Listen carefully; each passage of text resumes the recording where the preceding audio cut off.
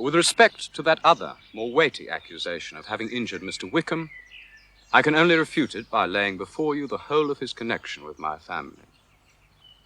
My father supported George Wickham, the son of his steward, at school and at Cambridge, and intended him for the church. His vicious propensities, his want of principle, were not apparent to my father as they were to me. I knew he should not be a clergyman, and after my father's death, when he expressed a desire to study law, I assisted him in this matter. But he presently found law an unprofitable study, and entreated me to secure him the living, which by now had gone to another. His resentment was in proportion to the distress of his circumstances, and he was doubtless as violent in his abuse of me to others as in his reproaches to myself. How he lived after this I know not, until last summer he most painfully obtruded again on my notice, and I must now mention a circumstance which I would wish to forget myself. Having said thus much, I feel no doubt on your secrecy. My sister, being then but 15, was pursued to Ramsgate by Mr. Wickham, and he so far recommended himself to Georgiana's affectionate heart that she was persuaded to believe herself in love and to consent to an elopement, a plan I was fortunate enough to come upon and prevent. His object was unquestionably my sister's fortune, that and revenge upon me. I know not in what manner Mr. Wickham has imposed upon you, but ignorant as you previously were, detection could not be in your power, and suspicion certainly not in your inclination.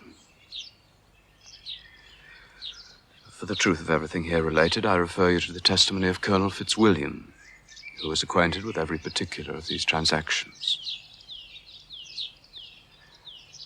I will only add, God bless you. Fitzwilliam Darcy. This is villainy indeed, compared to which Mr. Darcy's is very little.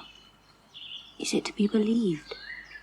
It is quite true that Mr. Wickham, though charm itself when I first met him, was improper in communicating so much to a stranger, and indelicate in putting himself forward, and there was an inconsistency between his professions and his conduct.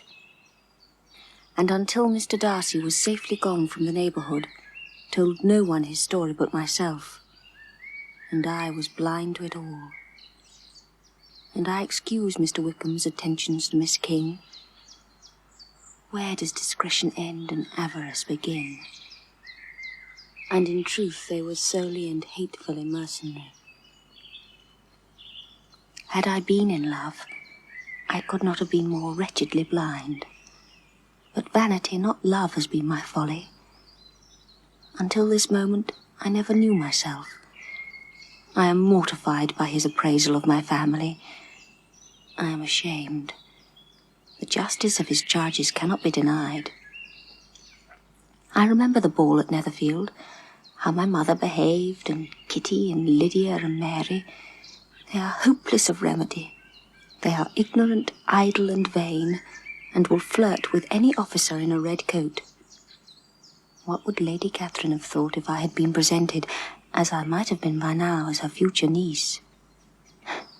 What would she have said?